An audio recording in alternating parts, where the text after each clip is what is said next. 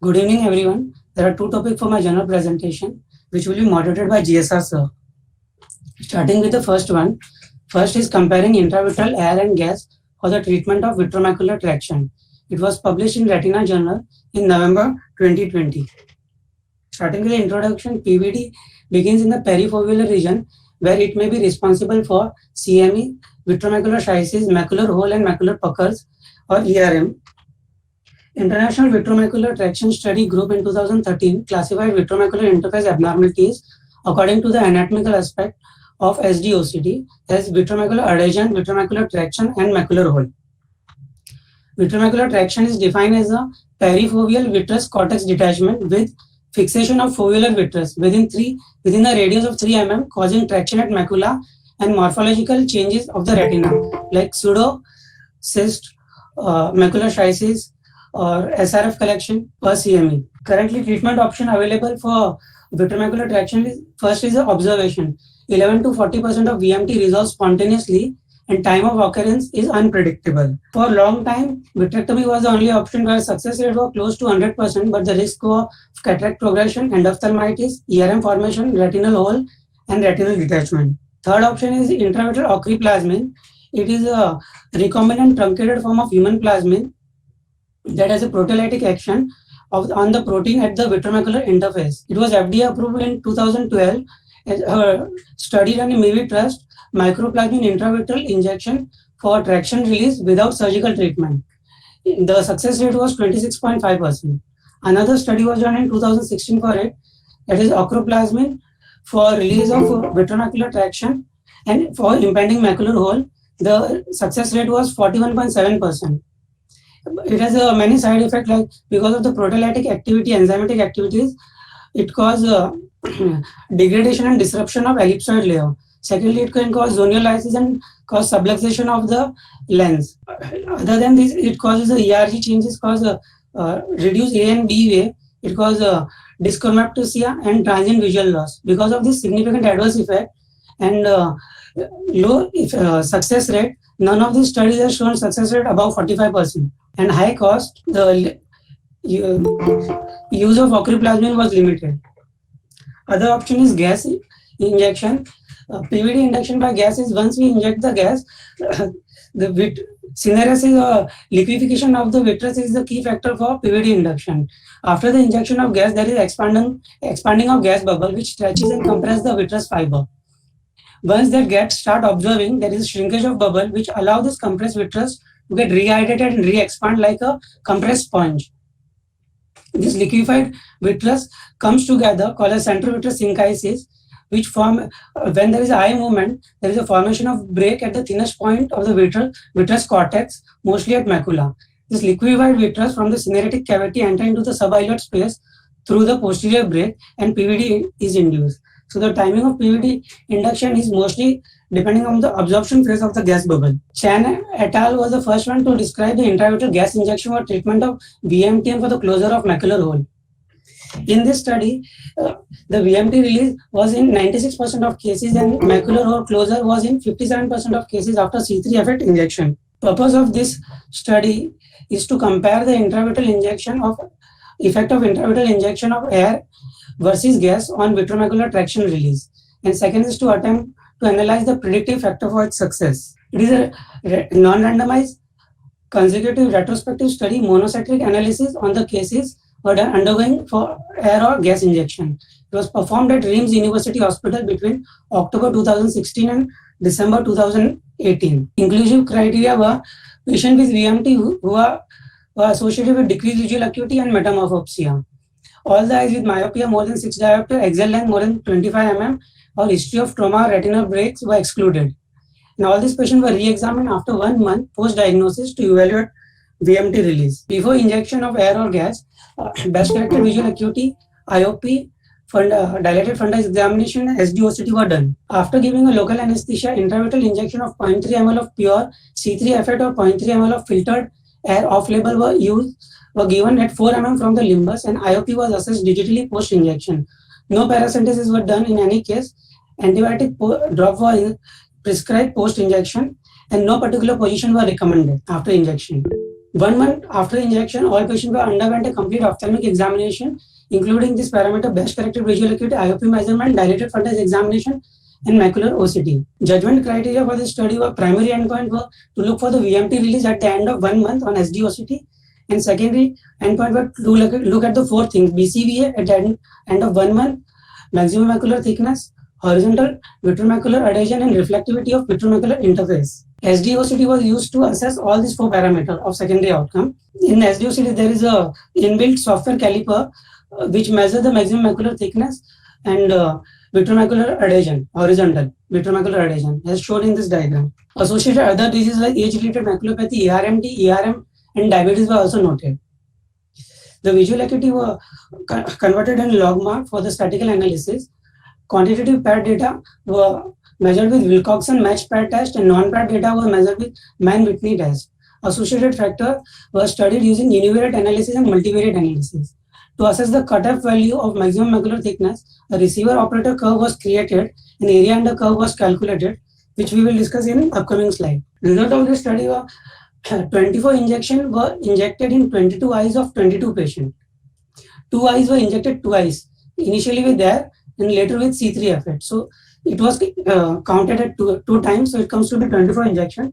Out of this 24 injection, 11 were injected gas C3F8, 0.3 ml non-diluted, and 13 were injected with 0.3 ml of filtered air. Looking at the demographic data, important points were the diagnosis.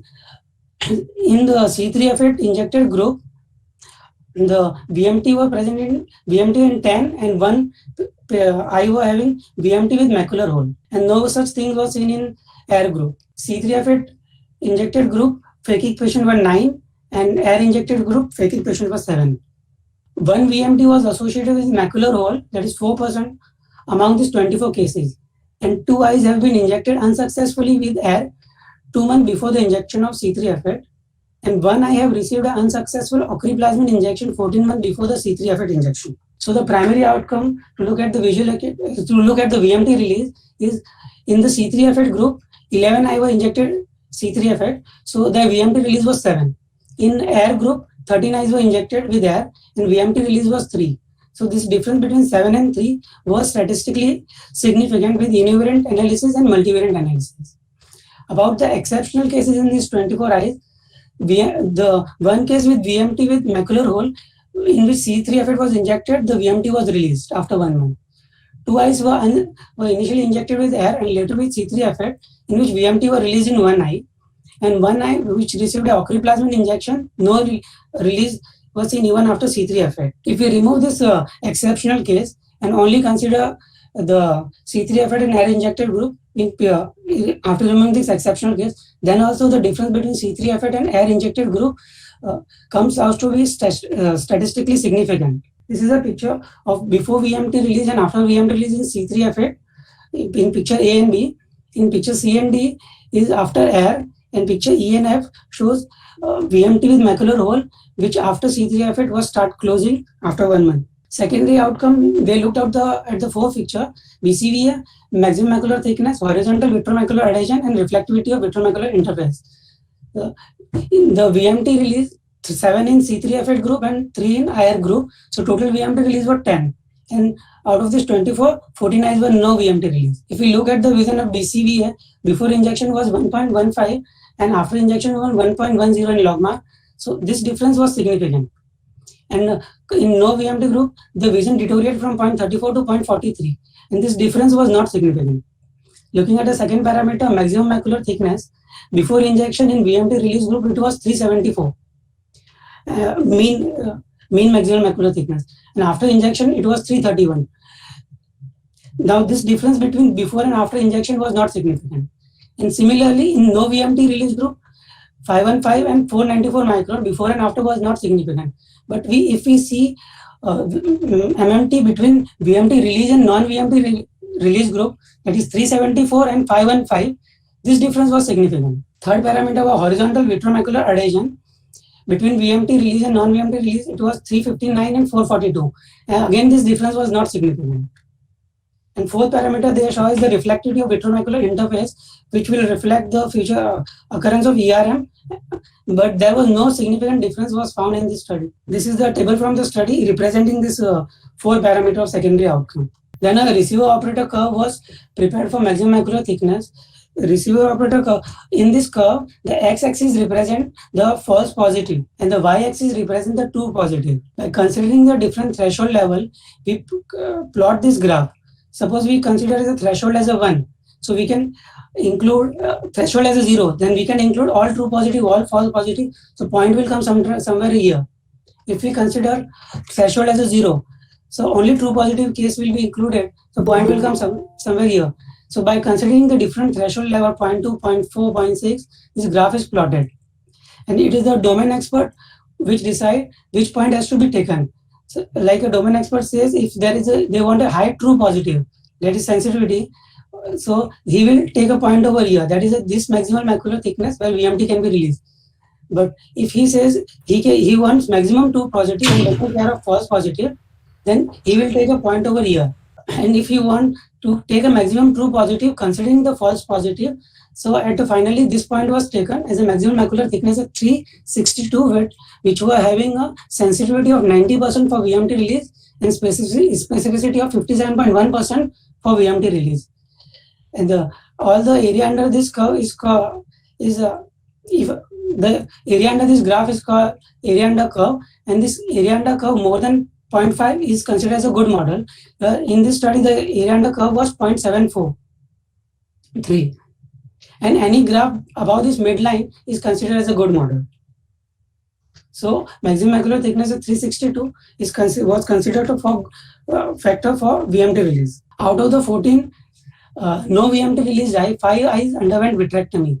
1 was without VMT release after C3 effect, 3 were without VMT release after air, and 1 had macular hole formation after air. So this was the complication after air. So total 5 eyes underwent vitrectomy in no VMT release group, and 1 had post-operative RD, developed post-operative RD. The other patient with no VMT release group subsequently declined vitrectomy.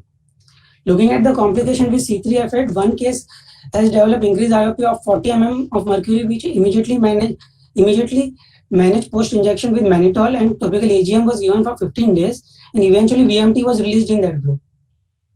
Among air, 1 case was having macular hole and 1 case was having cataract progression, and there was no IOP increase in air group. No cases of endophthalmitis, retinal break or retinal detachment occur in this study. Starting with the discussion, if we look at the VMT release according to type of injection, in C3 effect gas injection, we have 7 VMT release out of 11 injections. So success was 64%, and 1 case of macular hole also has VMT release. If we look at the comparative study, Rodriguez et al. Has done a study which showed a success of 40%. Stingley et al. Showed a success of 21.73%. Chen et al. Has done 2 studies and was success rate was 85.7%, 96%. A meta-analysis done in 2017 evaluate vitreomacular traction with or without hole with 0.2 ml to 0.5 ml of C3 effect or SF6, the success rate was 47%. So our success rate with C3 effect was quite comparable or even higher with first 2 studies. With air, 3 eyes will have a VMT release out of 13 air injected eye. So success rate was 23%. To the best known knowledge, there is only 1 study which has injected air for VMT, and in that study there were 4 eyes and the VMT release were in all 4 eyes. Despite of the small number of patients in this present study, a significant higher rate of VMT release was observed in C3 effect group compared to air group. In C3 effect, we were having success of 64% and air was 23%. It may be due to density of C3 effect is 8.17 kg per meter cube against 1.22 kg per meter cube for air. C3 effect remains longer in eye. It is highly polarized molecule resulting in greater tensile force than air. Injecting gas disorganizes the structure of vitreous by increasing its liquefaction during the gas expansion phase and cause a collapse of vitreous cortex during the gas absorption phase. Looking at SF6 and C2F6, with SF6 the study showed success of 55.6 to 95%. With C2F6 the success was shown up to 84%. But there are limited study on this and there is no comparative study with C3 effect with SF6 or C2F6. which limit its use. Looking at the second parameter, visual acuity, in this study there was no significant increment in the vision if we consider all 24 eyes, but significant improvements were seen if we consider the 10 eyes of VMT release. And in no VMT release of 14 eyes, there was vision improvement was not significant. Visual recovery is often better in case of macular hole associated with VMT. In the previous publication also, a relationship between the duration of VMT and decreasing visual acuity was reported. Studies on vitrectomy and acroplasmin injection showed a poor visual recovery. This is probably related to the alteration of retinal layer in VMT. The second thing was limited visual recovery is not necessarily correlated with the improvement of symptom. A decrease in metamorphopsia often released after the release of VMT has been reported. But for this, it will be interesting to associate this quality of life questionnaires with future injection studies, as it was done in MAVI Trust study. Third factor was the predictive factor. With the ROC and AUC curve, we have seen the MMT of 361 before injection was statistically associated with the high rate of VMT release. Rodriguez et al. Also noted a similar thing, that VMT release is high if the MMT is less than 500 micrometer. This may be due to the biochemical properties, changes in the biochemical properties because of thickening of macula could induce a higher tissue elasticity when compared with a thinner central retina, and thus offer less resistance to the traction exerted by the intravitreal gas. Other factors which didn't have a predictive value in this study were horizontal vitreomacular adhesion. This difference was not significant. The other studies have done for horizontal vitreomacular adhesion. This shows that if the adhesion is less than 1 papillary disc or less than 1500 micron, there is a favorable prognosis. But in this study, all the VMA was less than 1500, so this point couldn't be compared. The second point is the reflectivity of vitreomacular interface. It reflects the ERM status. So in this study, there was not significant difference in this. But Stanley et al. Reported a moderate reflectivity in VMT release group in 92% of cases, and Rodriguez et al. Reported low reflectivity in VMT release group in 82% of cases. Third thing was the impairment of outer retinal layer. Almeida et al. Has observed a reduced rate of spontaneous release of VMT in case of outer retinal damage. In this study, the ERM was not associated with VMT release, but the presence of ERM is a well-known limiting factor. Diabetes was not associated in this study, but Chen et al. Has showed history of diabetes decrease the rate of VMT release. Age and gender was not associated, but the studies have shown a better result with female subject. Phakic status was not associated, but no connection with phakic status is seen in previous studies also. Looking at the vitrectomy, 5 eyes underwent vitrectomy, that is 23% eyes. The similar study for persistent VMT showed Rodriguez et al. Showed 30% of eyes underwent vitrectomy. Stanley et al. Showed 1 out of 10 eyes underwent vitrectomy for macular after gas injection. Meta-analysis in 2017 had shown 27% underwent vitrectomy. In MAVI Trust eye study, 17.7% patient underwent vitrectomy. So the result of vitrectomy were quite comparable with this study and the previous study. Looking at the complication, one eye with macular hole, one eye after eye injection had macular hole.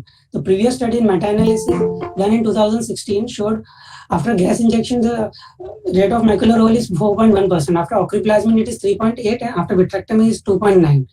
Rate of retinal break and RD after gas injection was none. Ocriplasmin was 2.9 and 0.7% respectively. With vitrectomy, it was 2.1 and 1.7% respectively. But in this study, there was no retinal break or RD. Chen et al. Has done a similar study which shows 2 retinal break, 1 hole, and 4 RD in 56 eyes after gas injection. So limitation of this study was there was no particular position given after injection. So one case of cataract progression was seen after air injection. This may be due to the air lens contact. 2 eyes were injected unsuccessfully with air before injecting C3 effect. So the VMT was released in only 1 eye.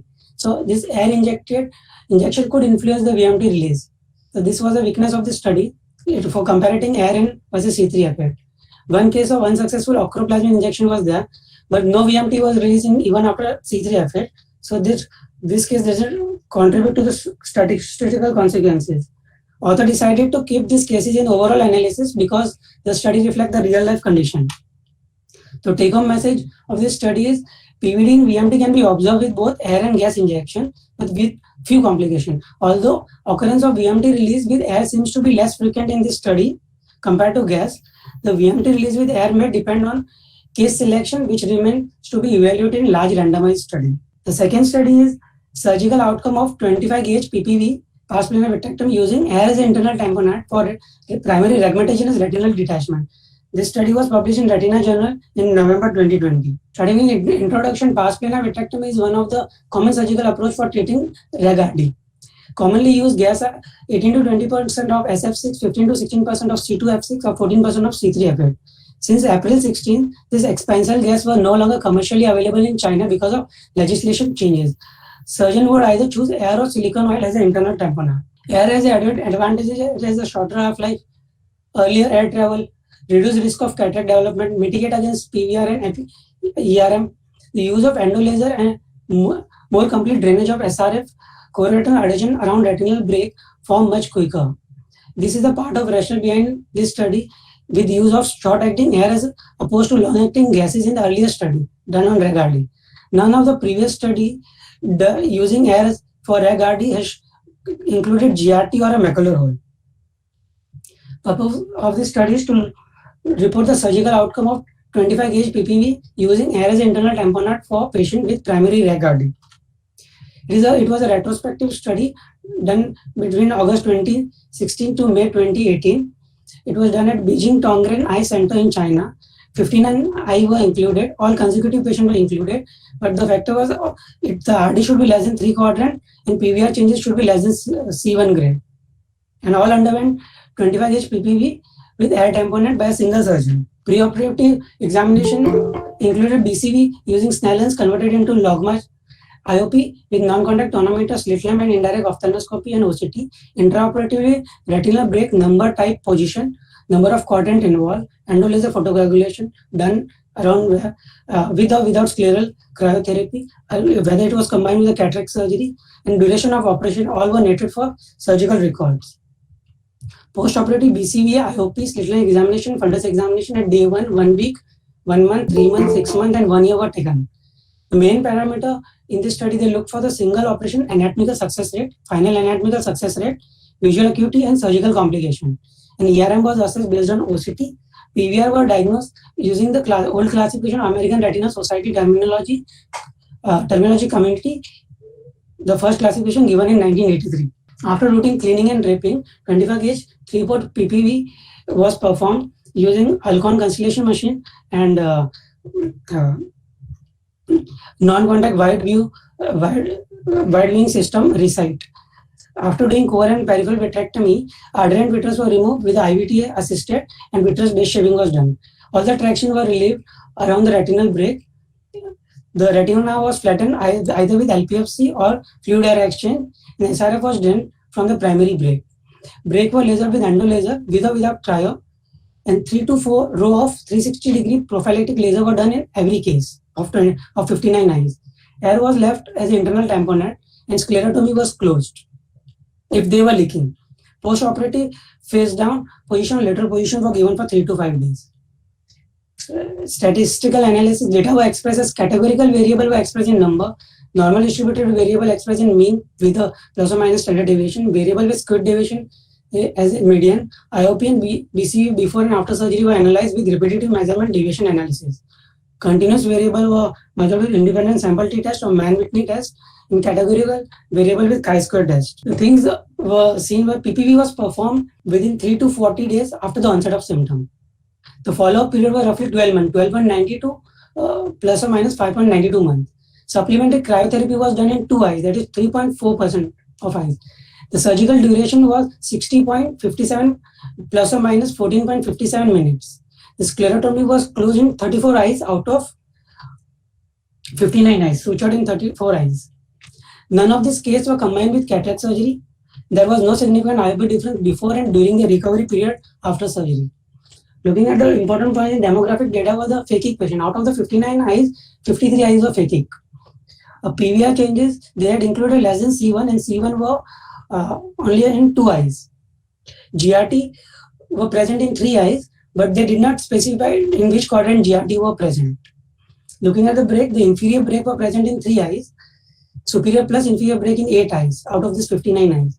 And there was a macular break or macular hole in 5 eyes. All these eyes had involved less than 3/4 of RD. The 3/4 were involved in 8 eyes. RD involving the inferior quadrant were total 35 out of the 59. The final operation success rate first operation success rate was 56 out of this 59 eyes, that is 94.9%, and final success was 58 in 58 eyes, at 98.3%. Looking at the visual outcome post surgery, on for day 1 there is a drop due to air in situ. Gradually the vision improved till 6 months. Preoperative vision was 1.28 plus or minus 0.79 mean in logMAR, and at 6 months it was 0.52 plus or minus 0.42. This difference in vision was statistically significant with a p-value of less than 0.001. Looking at the retina status post surgery, out of 59 eyes, 56 eyes was the reattachment in the single surgery, 49, that is 94.9%. 3 eyes is the redetachment, in which these 3 eyes, 2 eyes were myopic, and all 3 eyes had a macular hole. And these 2 eyes were reattached with silicone oil and were stable at silicone oil removal. And the 1 eye had redetachment due to severe PVR and resurgery. Even after resurgery, the retina remained partially attached post SOR at 7th month. In complication in this study, were 5 eyes had serous CD within 3 days post surgery, all which were managed with oral steroid, and all these 5 eyes were having attached retina. 4 eyes were having macular ERM, 3 eyes were needed surgery. Out of these 59 eyes, 53 eyes were phakic, as we saw in demographic data, in which this 53 eyes, 13 went undergo cataract surgery within this 1 year period. Within this 53 eyes, 30 eyes were having clear lens preoperatively, and 23 eyes were having pre-existing cataract. So 7 out of 30 eyes were developed cataract, and 6 out of 23 eyes developed progress cataract and were operated. If we look at the review of literature to compare this study, the Castillo et al. Has done a study in which he had looked for the inferior break in pseudophakic RAG-RD with PPV and air. It was 20 gauge vitrectomy system, and he had showed a success of 93% with a break in inferior retina. There is another study done by Zhou et al. He had compared air versus gas with 23 gauge PPV. It was a prospective randomized comparative interventional study in which 32 patients were included with inferior break, and but the success rate with air and gas were quite comparable. Were 84% in air and 78% in C3F8 group. The drawback of this study was unequal randomization. The air group were having RAG-RD with less retinal break, and quadrant were less involved compared to C3F8 group, and they were less myopic in air group. Tan et al. Has done a study which also compared air versus gas for retinal detachment, but it included both superior and inferior breaks. If you look at only the inferior break, the success rate for air versus gas was 70% versus 85%, which this study has showed a difference between the success rate between the air versus gas. Total 158 cases were involved for air and 366 cases for gas component. But the drawback was this study was there was no complete vitreous base shaving. Only shaving was done around the break. Then cryotherapy was used. If you are using air as a component, then laser retinopexy comes as a important role, as the adhesion start within 24 hours and completed within 2 weeks. This is another study done for air with PPV. The highlighted one, as we already mentioned. In this all study, if you look at the PVR, most of them have less than C, and 2 to 3 study having less than C2. None of this study has included GRT. So many of these previous study were either limited with retrospective design or a small sample. None of this study have included a macular hole or a GRT. In keeping with many of the previous study, this study data suggests that primary PPV with air component could achieve a good outcome for patient with RAG-RD, even with inferior retinal quadrant involved. Single operation success rate of this study was 95%, 94.3%. So maybe due to performed by single senior surgeon or in routine application of 360 laser in all cases. If we look at the role of 360-degree barrage laser, one of the main reasons of retinal redetachment post-surgery is the miss or new breaks. Intraoperative 360-degree prophylaxis laser might reduce this risk. Incidence of secondary ERM was 6.8%. It was comparable with the previous studies. So additional studies with large RCT would be needed to determine whether 360 prophylactic peripheral laser contribute to success rate of formation of ERM. In GRT, most of the previous study has excluded GRT. This is because it is generally believed that these cases will require long-acting gas or silicone tamponade. In this study, 3 cases were included, but all 3 had a retinal attachment after one operation. But where the GRT was present was not mentioned in the study. Cataracts for risk for cataract is cataract development progression, most common adverse effect of PPV for RAG-RD. 2/3 of the phakic patient require cataract surgery within first year of RAG-RD normally. In this study, we had only 24.5% who went undergone secondary cataract surgery, that is 1/4 of the phakic patient. So thus, shorter tamponades such as air may reduce the risk of cataract development or progression. Looking at this journal critic of the study, the strength was single surgeon operating with same consistent surgical technique. Review of all medical record and data were entered by 2 independent investigators. Inclusion of all these consecutive RAG-RD cases in an unselective manner. Weakness was it was a retrospective study, so there is a selection bias. Example, like if we include a RAG-RD with more than 3 quadrant of retina involved or with PVR less than C1. There was no control group to compare air versus gas, and sample size was small of 59. Future prospect will be additional large RCT would be needed to determine whether 360 prophylactic laser contribute to the surgical success rate of formation of post-operative ERM. Furthermore, there were 3 cases of redetachment. 2 were high myopic and all were related with macular hole. So it might indicate that air tamponade is likely unsuitable for high myopic and with macular hole. Take home message from this study is PPV with air tamponade could achieve a clinically acceptable surgical outcome in the management of primary RAG-RD of shorter duration, predominantly superior break. Inferior break can also be included in selected cases. 3 or fewer quadrant involvement, PVR grade in B or up to C1, and possibly few cases of GRT. Air is a faster visual rehabilitation, reduce risk of gas-related complication, and avoid eye with. We have to avoid eye with macular hole related RAG-RD associated with high myopia. So air or no air, if we see we can use air if we follow some key procedure during vitrectomy. This ability to completely remove vitreous gel, almost completely, and all retinal associated traction. Perform fluid air exchange to flatten retina. Meticulously search for all existing retinal break, and adequate retinopexy perform intraoperatively. And complete tamponade in vitreous cavity should be given, which lead to large arc of contact at the retinal interface in the first week after vitrectomy, which is large enough to allow the SRF absorption and formation of laser adhesion mark. Adding long-acting tamponade therefore can be avoided in simple RAG-RD. Acknowledgement of GSR sir and CR sir. Thank you. So before starting the discussion, we'll start with the discussion. This is the first. We'll take the first journal that was on the VMT. Let me congratulate Suresh for an express presentation. You were a little fast for me, but I don't know whether your friends have followed everything that you said, but it was quite extensive. And I think I'd like to thank Chetan also for the selection, because these 2 journals that we have chosen represent a slight deviation from our preferred practice pattern at Shankar Nethralaya. So this would be a good area for discussion about how we can think maybe out of the box in some situations for this case. So, okay. Suraj, would you like to chip in here? I will present the 13 classification.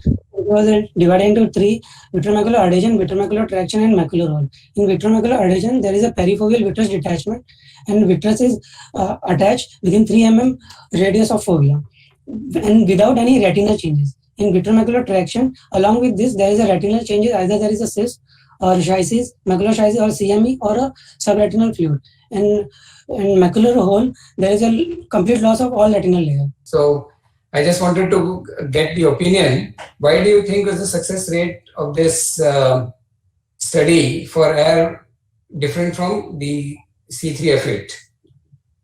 So in VMT release group. We are discussing the VMT study. So Go ahead. It's a PVD induction is mostly dependent on the absorption pace of a gas. So air has a half-life of 24 hours. So after 5 exponential, roughly around day 5, the air get absorbed. And compared to gas, if you use a C3F8 having a half-life of 5 days, it will last up to minimum up to 1 month after 5 exponential. So it will remain longer. So it will cause a tamponade effect for longer time. Will compress the vitreous for longer time, cause longer liquefaction. So when it will get absorbed, there is a more liquefied vitreous coming together, forming synchisis. Obviously, this is not a very fair comparison because you're injecting 0.3 ml of air and comparing it with 0.3 ml of an expansile mixture of a gas. Yes. It's obviously going to expand to 4 times the size. So the actual volume after 36 hours would be close to 1.2 ml, 4 times the size of an air. And obviously, with all the pathophysiology that you said in terms of its expansion and then collapse, but also you have an eye movement which is going on constant. So this bubble also keeps moving inside the eye, and that also leads to a lot of traction. And that's also probably one of the reasons why longer acting gases also have a relative side effect of causing untoward or a second break later, because they tend to be in the eye for a longer time and cause more traction. Now, also this study which showed a success rate with air of 40 to 40% as compared to C3F8, which was 64%. Now, a national BMT course itself shows that it can be relieved in about 11 to 40%. Yes. Really, whether the air which was injected had any role to play is very debatable. Air as a treatment for BMT is really questionable as compared to the C3F8. And similarly, you saw that in the ochriplasmin, the success rate in the various studies that ochriplasmin showed was also in the range of 40%, which is again a national course for the in some BMT cases where there could be a spontaneous release. So really, whether ochriplasmin actually had a beneficial role was doubtful. And obviously, you have listed the various potential side effects of the drug on various other collagen tissues. So definitely, the role of ochriplasmin has been given up, though it came out with a lot of fanfare some years ago, as I think the molecule was called J3R. Assessment of the complication to air in the BMT group? No, sir. They said that they had a few cataracts. One cataract and one hole. And one case of macular hole. Yes, sir. So macular hole could be one of the natural progressions of the BMT itself, and not really a complication of the air. Unless your procedure itself is wrong, it's very rare to get a cataract so immediately with a gas which is only air which is there in the air for 4 to 5 days. I'll leave this open to others to comment. In the chat box, there is also one question by Jay Prakash. Why was local anesthesia being used for such injections in this study? So it was nowhere mentioned in this study why they have used it. Okay. And Chetan, would you like to make your point clear on the VMA area? So there's a lot of, see, when we are doing this kind of OCTs and stuff like that, we just get one-dimensional pictures. We're not sure really how large is the addition between the hyaloid and the fovea. If you look at it, if there's a large addition, logically it seems it will take a lot more to peel it off the retina than it is a smaller addition. However, we really don't know because we are not doing a three-dimensional reconstruction of the VMT. And we also have not documented how much is the vitreous synergetic. Nobody mentions about doing a slit lamp examination and seeing whether there is a syneresis in the anterior vitreous or not. And if we've gone by the recent three-dimensional studies of OCT vitreous, the large, when we see the large number of cisterns, cavities in the vitreous cavity. So you see, if you look at it, this looks like a clinical study, but if you really have to strip it, then you should have a proper matching between the subjects. And nowadays we see that patients at 50, some patients will have a very, like even in, for example, if you look at macular holes, when we go in and do surgery, we see the retina is, the hyaloid is stuck to the disc and everything except for the foveal area. So, so and we find it so difficult to peel a PVD at that region. So just imagine, you think about an air bubble versus a gas bubble, which is going to release this hyaloid. It's a little difficult to come to any big conclusion from these studies. I agree on that part. And obviously, that point which Suraj made about the relative macular thickness having the role of a countertraction. The more spongy and thicker the retina is, less would be the countertraction to the gas as compared to a relatively thinner. So that point, I think this study has brought out well on the importance of relative macular thickness and what is the cutoff beyond which you would expect a little more failure rate as compared to the success. Anybody else? Sir, would you like to make some comments on this? Has anyone in our system used this approach, a non-surgical approach for a treatment of VMT? Sir, I have seen patients who have had a resolution after intravitreal injection, sir. So not related, just that PVD was induced and there was resolution of the VMT. It was for a CME actually, but the VMT also got resolved with the intravitreal injection. Okay. I think, sir, day in and day out, when we do intravitreal injection gas for, say, displacement of subretinal hemorrhage, we should look at the hyaloid and see how it is. Yeah. When it resolves.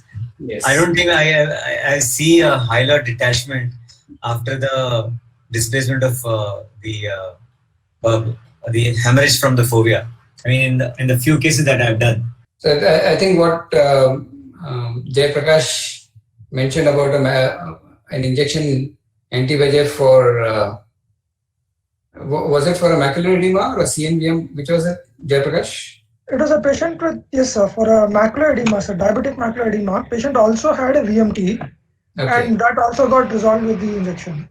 Yeah, so here I think both the actions played a role. The PVD induction, which is initiated just by the intravitreal injection process itself, versus probably the contraction of the retina itself, the thinning of the resolution of the macular edema. So there is a counterpole also there acting. So you could theorize that it was a combination of these two factors which helped in the resolution of the VMT. So if you don't have any further comments on this particular paper, or any of the fellows, senior residents, would you like to ask any questions to any of the consultants? One advice to senior residents, these are all different surgical approaches. So be very careful when you're finally judging what surgical approach and which tamponade to be used, because one is what we've been doing like a protocol which has been followed for all across the world, and one what these papers suggest. Each case merits its own indications. So be very careful and always try and have a tailored approach for one particular eye, one particular patient, and then decide the correct surgical management. So I think as Chetan suggested, if there is some way where we can actually document the area of adhesion and then have an approach.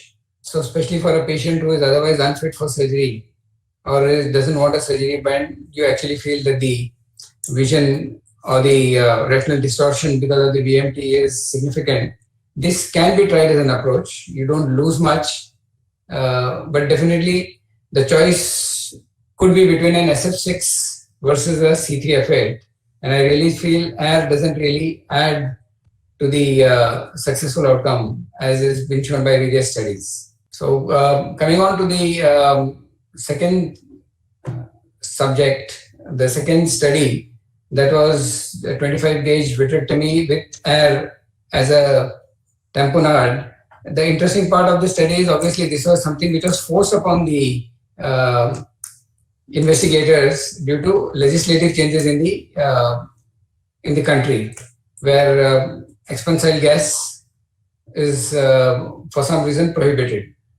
Now, concept-wise, definitely it is in sync with the present day, I would say, standard of care by some of the young retina specialists. In the case that people are shifting towards completely a sutureless vitrectomy for rheumatogenic RD cases, so they do not put a belt buckle, and the emphasis is more on a near total, if not total, vitrectomy for clearing of the vitreous traction. So, Suraj, if I may ask you, what are the factors which, according to you, is very critical for success of surgery in a case of rheumatogenic RD?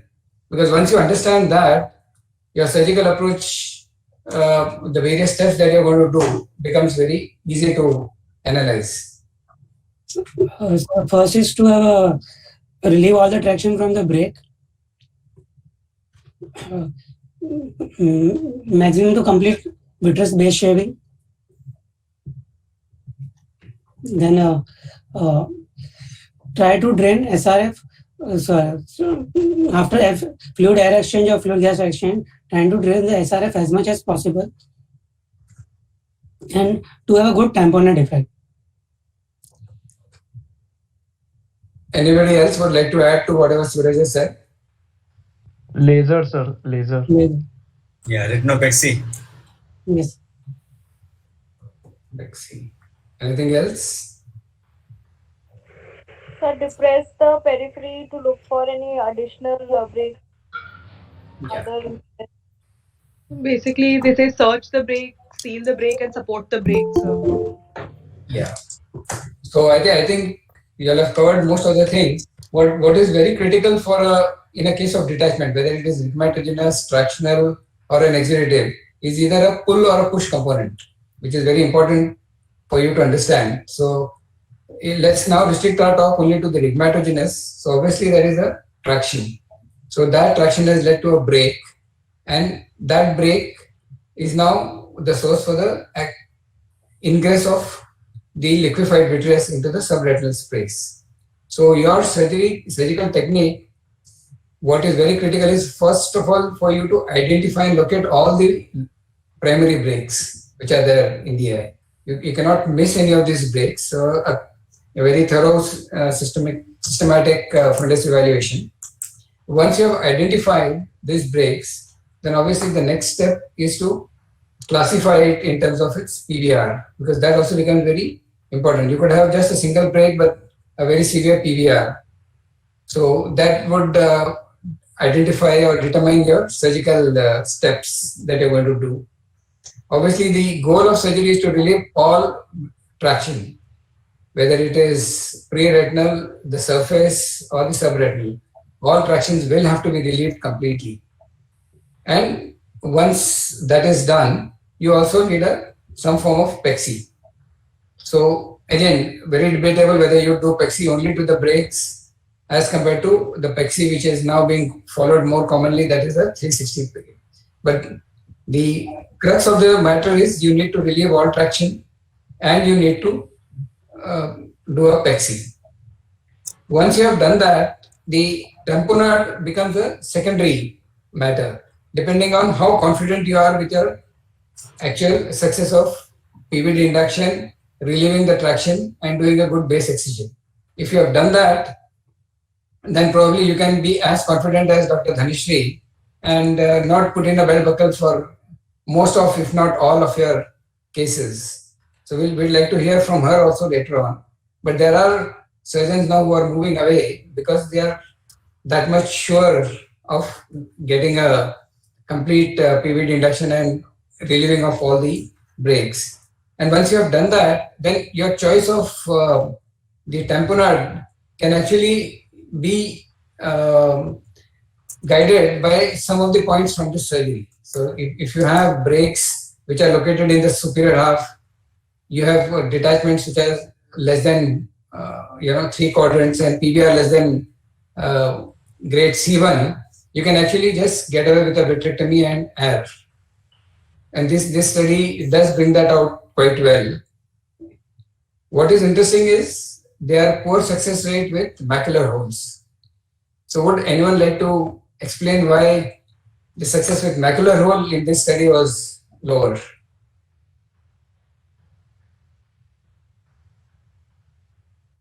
So maybe because the gas has more drying effect as compared to air.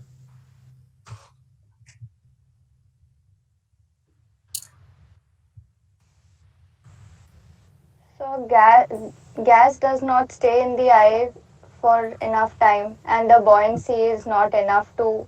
You mean to say air?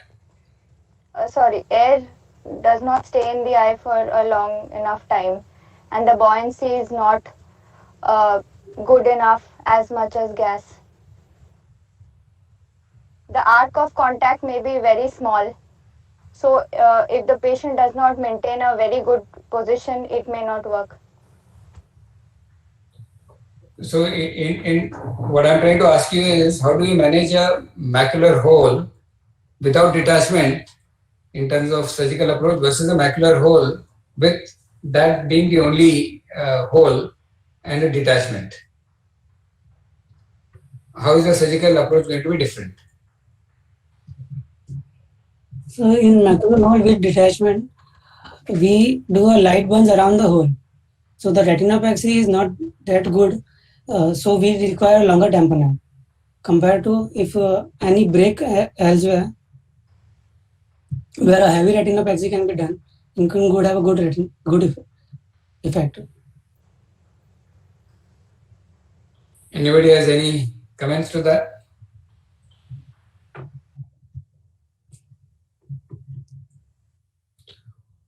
Do you feel retinopexy is absolutely needed? Retinopexy is not an absolute thing if it is only a macular hole causing the retinal detachment. If we can keep the edges of the hole dry, the SRF can resolves automatically and the RD settles. We need not do laser around the hole, the macular hole. Chetan, would you like to comment on this?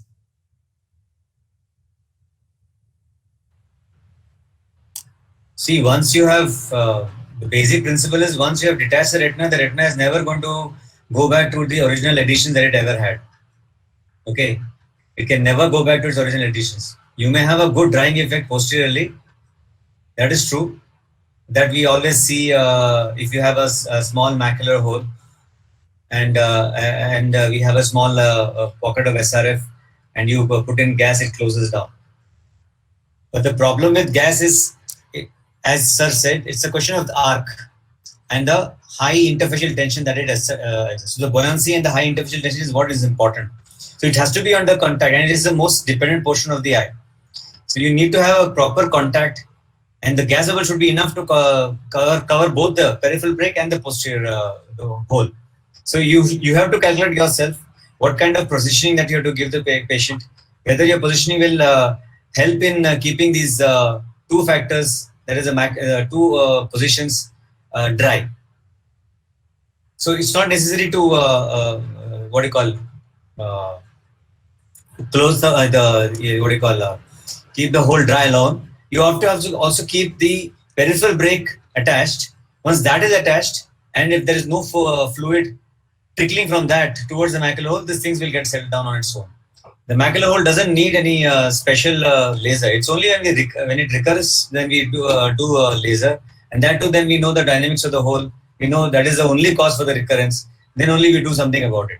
So I hope people have got what Dr. Chetan was trying to tell you. So how do you know that the macular hole is the only cause for the detachment? Yes, sir, we have to search for other breaks here and there. Yeah. No, so Dr. Chetan said that you have done that and you have done your first surgery, and now the patient is again detached, and now you feel that this is the macular hole which is causing the detachment. How do you come to that conclusion? So I didn't get the question. Is it the repeat surgery you're asking, sir? Yeah. Recurrence? Yes. So I think we are in the consensus that if there is a macular hole with other peripheral detachments, you laser the peripheral detachment and leave macular hole untreated. You just leave it dry. But now, suppose in the post-operative period, the patient again has a detachment. So if the peripheral break is well lasered and flat, if that is not lifted, then we know that it is a recurrence from the hole itself. Exactly. So if you see that the fluid is collecting around the posterior pole itself and not extending way into the periphery, then you know that it's the macular hole which is the cause for the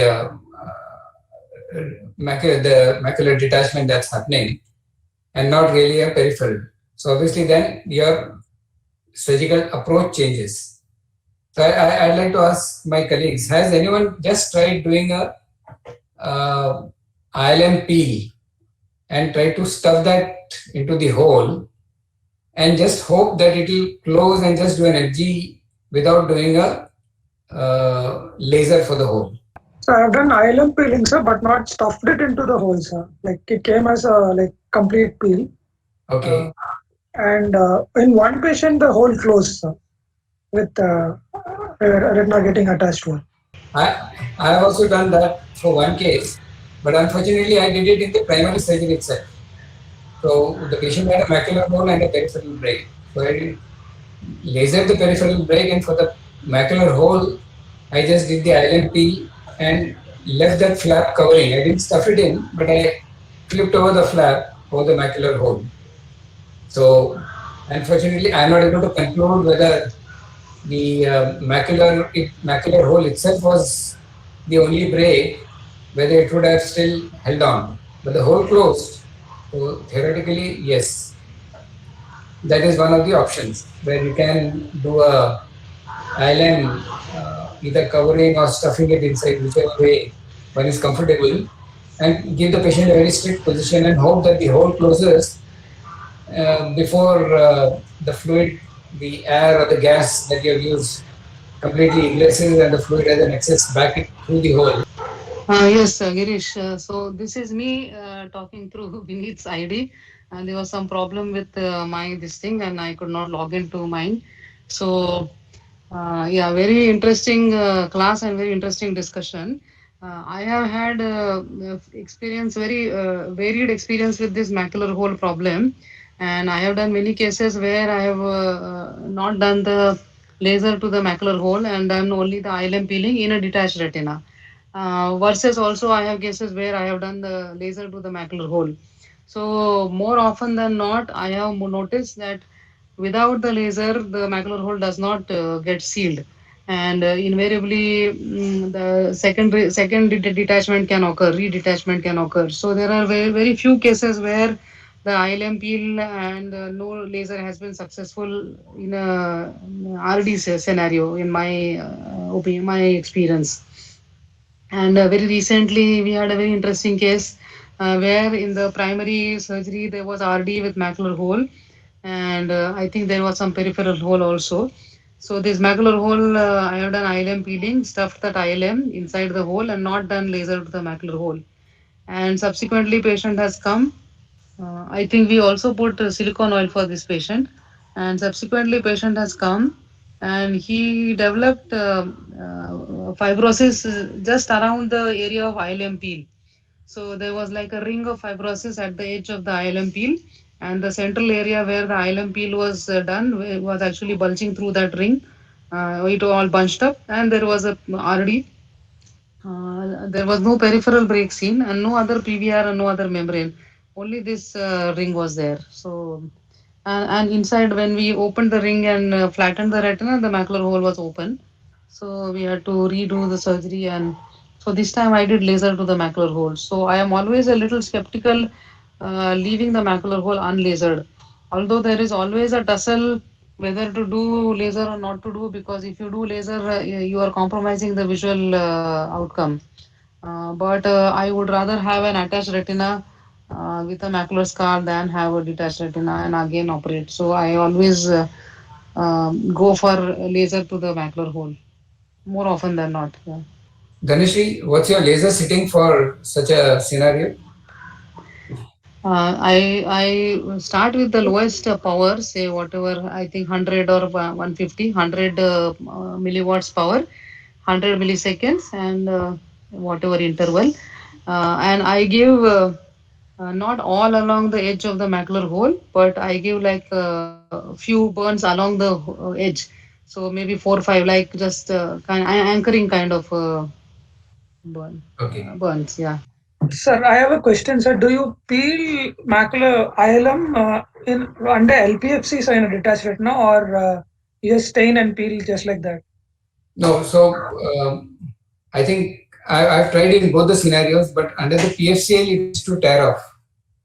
I have not been able to get it as a complete sheet. So it comes out almost piecemeal. So in the subsequent case, I did an FG and tried to do it under there. Even there, sometimes the view becomes a little hazy because of the corneal folds that develop. But the case where I actually did it successful, after the FG, when I stained the ILM and then I switched on the fluid, for some reason the retina still remained fairly flat. It didn't bulge into a detachment. So I was able to complete the ILM peel with the retina relatively following the contour of the globe and not lifting off. But I agree, it's a real challenge trying to do that. But PFCL, it does tend to bulge. Tear off in pieces. So what I'm thinking now is not to have a real full fill of the PFCL, try and have as small a bubble so as to just tamponade the posterior pole only up to the arcade. So that way, just by tilting the globe, you can still displace the PFCL away from the area where you are trying to lift the ILM. That is something that I would be trying after my various failed attempts with other techniques.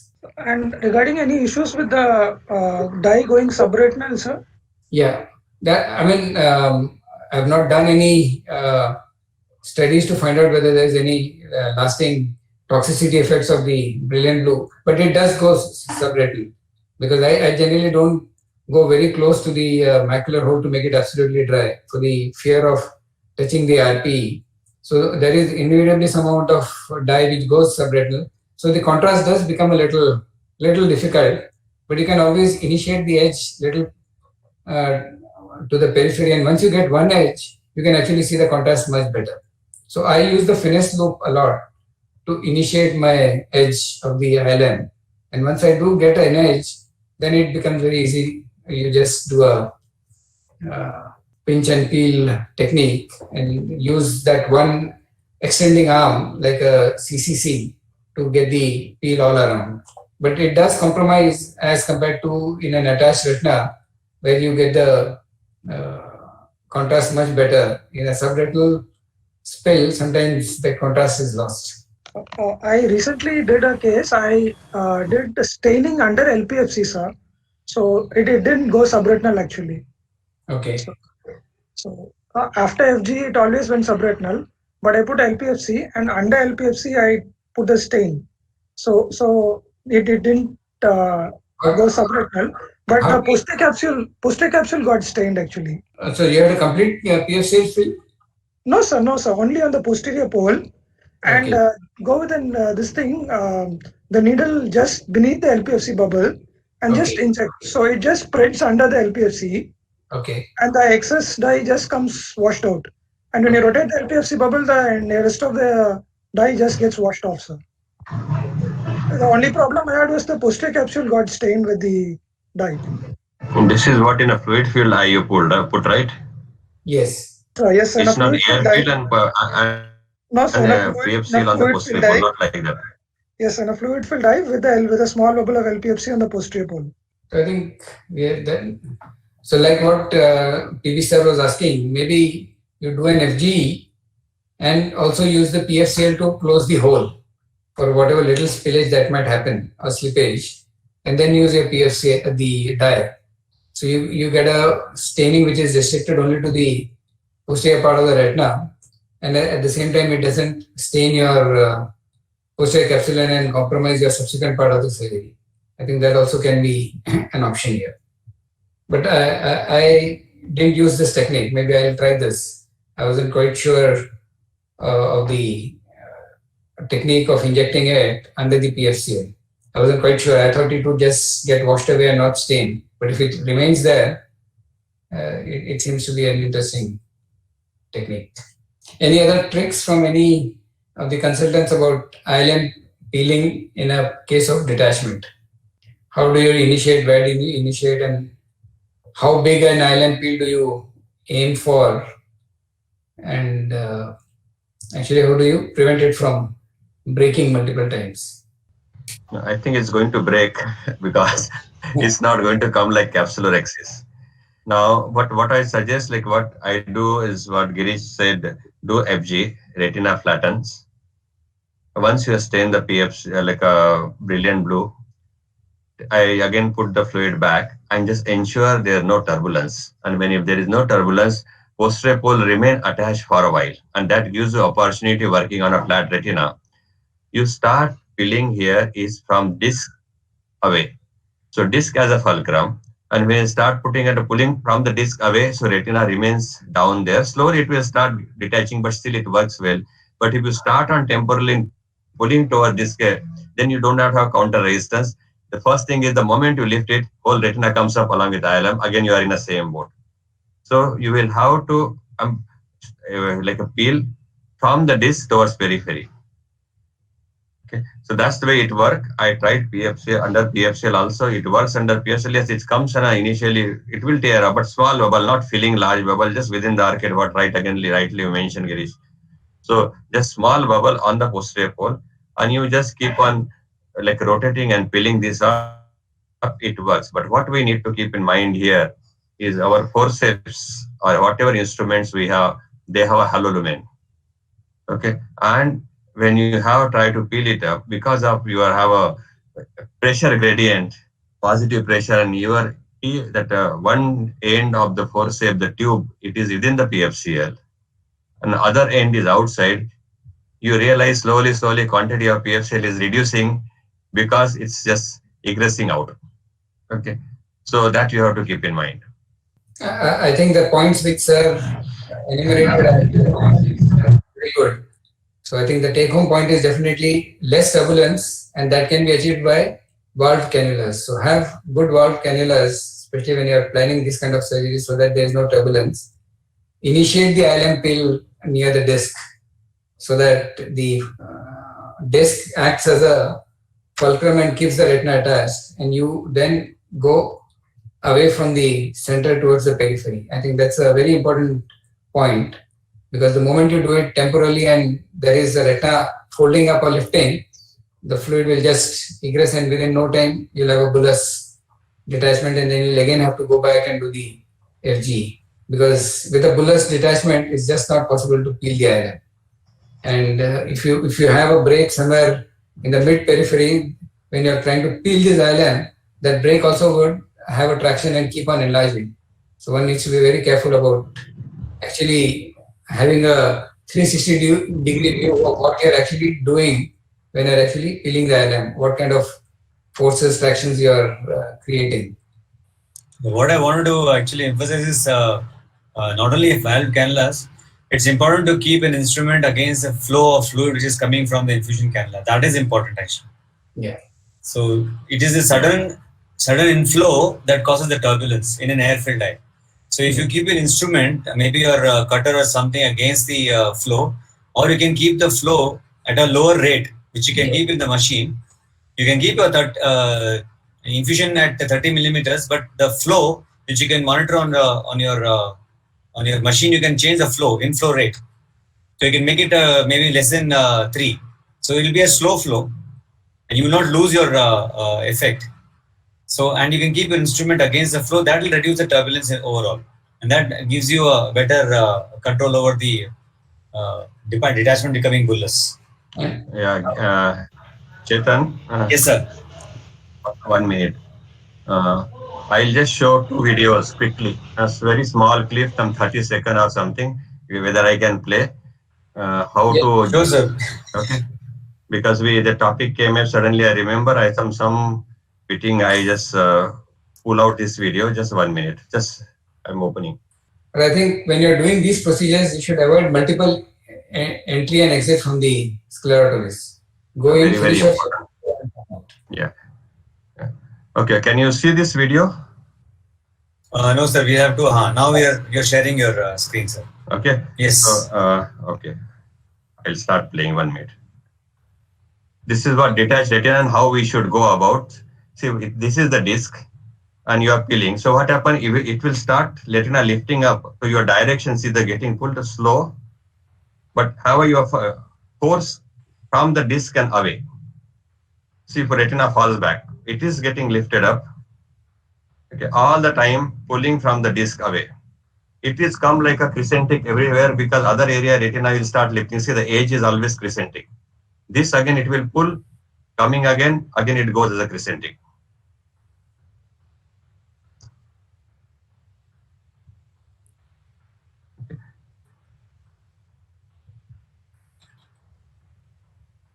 So all the time pulling this.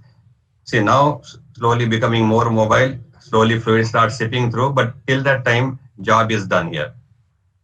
There's a other video, just hold on 1 minute. Okay, see towards the disc and see what is happening to the retina. And I have to support it with my light pipe, pulling it away. This is initial cases when we were all learning. Fortunately, I was just looking at one of those videos and I just got, this is actually operated by Muna, this case. Quality of video is good, but see what happened. When you peel it towards the disc and see whole thing, so you do not have counter resistance. Okay. So this is the difference that previous and this one. So eventually we could succeed, but you struggle with this type of things. So can you play the last part of the first video, sir? I want to see how the temporal part gets peeled, sir. Temporal to the hole. Okay. That is more difficult, sir, because the hole is there. We pull the hole also keeps. I think ultimately you pull in the vertical and vertical direction, up or down, whichever is there. You tilt little bit. Yeah, you tilt little bit and.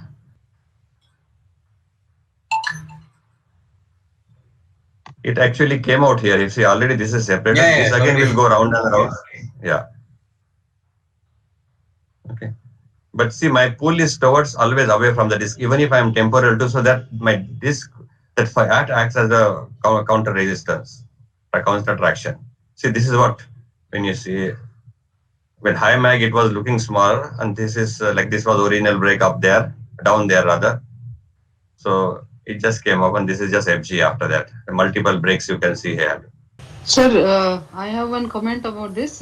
Very good technique, but I noticed that this is the right eye of the patient and you are right-handed, and this is you are peeling towards the temporal away from the disc with your right hand. So I think it is very comfortable. But if the same situation is there in the left eye of the patient, and then it would be slightly more awkward because then you are with your right hand you have to go in the opposite direction, so which might be slightly more but difficult to do than in this right eye. Ma'am, the other option is to start practicing with the left hand. Yeah, of course. That's it. You can do with the left. And we can do that in a detached retina, but not in a attached retina. Yeah, true. And regarding that air versus gas paper which Suraj presented, so I do use gas for inferior brakes. Superior brake, of course, we use gas, but inferior brakes I have used gas. I have not used air for any of the RD surgeries so far, but I have used gas for inferior brakes, and of course not multiple brakes, but maybe 1 or 2 brakes which are very peripheral, maybe just around the aura or nearby the aura. So I have used gas in such cases, and out of I think I have done some 5-6 no belt buckle, and I have done some probably 5-6 cases, out of which only one patient developed recurrent RD. Rest all actually did settle well. So the rationale is that if you don't have much of PVR and you have done good base excision, and if your brakes are right at the aura or nearby the periphery, then instead of putting oil, you can put gas, and instead of giving prone position, you give them supine position, so that the gas remains in the upper portion, and it tamponades your periphery. So I don't give the prone position in such situation, give supine position itself, so that initially probably about a week or so that tamponade will be there. and that might be enough to settle the retina. So, Dhanesh, if I may ask, that one case which detached, what was it different from the other case? Which can be a clue for beginners on what not to touch. I will definitely do a in-depth analysis and see what was exactly different, because I did not pay that much attention so far. But I'm not very sure. There are some, probably it might have been that the PVR was a little bit more than the rest of the cases. So that patient developed a little, contraction later on. That might have been the reason. But I definitely do not do this if there are multiple breaks or very posterior breaks. So this is done for very select cases and not for all. So I think in select cases it will work. And I have one more question, Dhanesh. Have you started off a case as a sutureless, but intraoperatively decided to put a belt buckle? Yes. Probably one child I remember in whom I did that, because he had, I think, around some 13, 14-year-old child, and he had this some kind of a Pierre-Robin syndrome or some syndrome. I don't remember. This was a few years ago. But basically, he had a syndrome, and in which he had some kind of a probably collagen vascular disorder. So he had a very dense adhesions between the vitreous and the retina. And although I started the surgery without belt buckle, but I could not peel the vitreous even beyond the arcade, barely managed to peel beyond the arcade. And I could not peel beyond that. So then I put a belt buckle in this patient and then put silicone oil and all. So, but now he has had silicone oil removal also, and retina is remaining well attached. So it is now at nearly about 3-4 years follow-up is there. Okay. But you can, if you intraoperatively, if you feel that your vitreous removal is not adequate, definitely go ahead and put a belt buckle. Okay. Does anyone have any other comments or any questions? I have one question, sir. Please. Yeah. This is regarding the drainage of subretinal fluid in a patient with macular hole rhegmatogenous detachment. So whether the drainage is done from the macular hole, or is the preference is from another drainage retinotomy once you do a complete ILM peel. Yes. So that is what I would like to know from others, because usually I do a drainage retinotomy and then I never drain it from the macular hole itself, because otherwise the size tends to enlarge. Okay. So I just would like to know what the others would like to do. Let's have consensus from everyone. I also do a retinotomy, but my reason is the relative fear of touching the RP when you're trying to get a complete dry retina. But more importantly, of late I've started doing ILM covering the hole itself, even if it's a rhegmatogenous ILM. So if I try to drain through the hole with the ILM there, the ILM gets sucked. So my reason for doing a retinotomy away is only to avoid compromising on the ILM which I want to cover the macular hole. Or if somebody is also using LPFC and then an exchange. This is what I would like to know. The problem with LPFC macular hole as the only cause for detachment is that the fluid goes to the periphery. Again, it will again come through the SRF will again anyway come out through the macular hole only, making the size a little more larger than what it was. You always get an underfill if you are putting oil. If you leave so much of subretinal fluid in the periphery, and then you try to put oil. If you put a gas, it's okay. It doesn't make a difference because it will get absorbed. But if it's an oil, you end up with a lot of underfill. Anybody else? Chetan, Dhanashri? Yes. Yeah, go ahead, Chetan.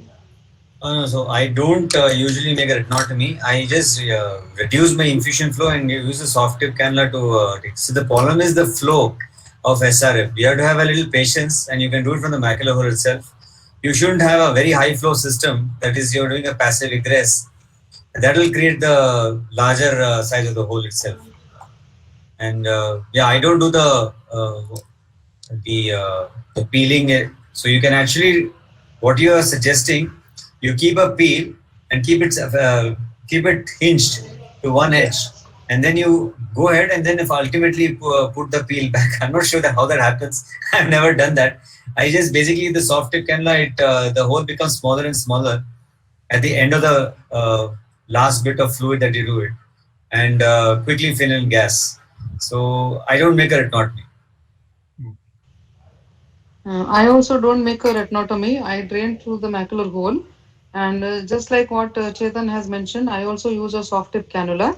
And you can actually insert the cannula tip through the macular hole so that the macular hole does not get enlarged while you are draining the fluid. And as such, with the soft tip cannula, the bore is so small that the egress of fluid is quite slow. So I think that there is no danger of enlarging of the macular hole. And since if there is a lot of fluid, then there is no chance that you will touch the RPE also, because you are quite well away from the RPE. But as the fluid level goes down, then you need to be careful that you are not touching the RPE, you are not disturbing the RPE too much there. But what happens is that the macular hole being the most dependent part, the fluid tends to get collected at the macular hole. So even if you have done a retinotomy somewhere else, it will have to be somewhere close by to the macular hole or in the nearby the posterior pole. So I feel it is probably best not to make another hole and drain through the same macular hole. Aditya? Here. Yeah, basically, one thing we all know that we did not have to drain dry. Some residual fluid is always acceptable. Okay, it's not like that if you do not drain dry. Previously, probably we also knew macular hole we used to do, suck the fluid, residual fluid, wait for 10 minutes, suck once again wait for 10 minutes, suck once again. We don't do anymore now, and we are talking about air, not even gas, and sometimes they said even half fill only. So basically, no need to drain dry. Some residual fluid, we can leave it. When you are draining, yes, what Chetan and Dhanashree said, like we use a soft tip cannula or even cutter have a much better control, because our soft tip cannula other end is open, so you do not have that good control unless you pinch it or clamp it. So cutter have a much better control. You have suction, and when you initially suck, because fluid is, you just stay above the macular hole, and when fluid is coming up initially, because the edges get stretched, apparently you feel hole is enlarged. But once fluid goes down and flow stops, again you realize hole goes back to its original position, size rather. And at the end, leave some fluid under the fovea. You can go repeatedly over the disc and suck over the disc. Some of the fluid, whatever residual fluid is there, it will keep on coming and coming toward the disc. And minimal fluid, yes, you just leave behind. And what I do is ensure that as soon as surgery is over, patient goes in a ward, immediate prone position. So that fluid get more shifted away. Starting out who may feel intimidated by the fact that they have to peel ILM, they have to do everything. So if you cannot peel ILM when you're doing a macular hole RD, settle the retina, put in your oil, whatever you're planning to put.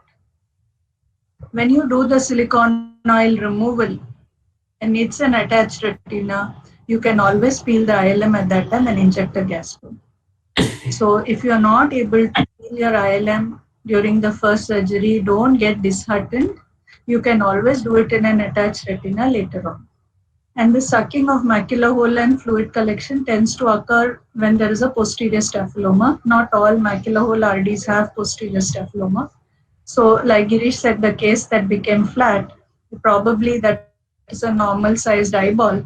So it became flat after even fluid exchange. Very often we find it gets flat. Easier for beginners to peel under LPFC because it gives you the stability of the next hand. So the left eye or right eye issue doesn't occur. So these are just small things. Don't feel disheartened if you cannot peel the first time. You can always peel it at the time of SOR. I think we've had an extensive class, extensive discussion. So thank you, Suraj and Chetan and all the colleagues for their comments. Good night.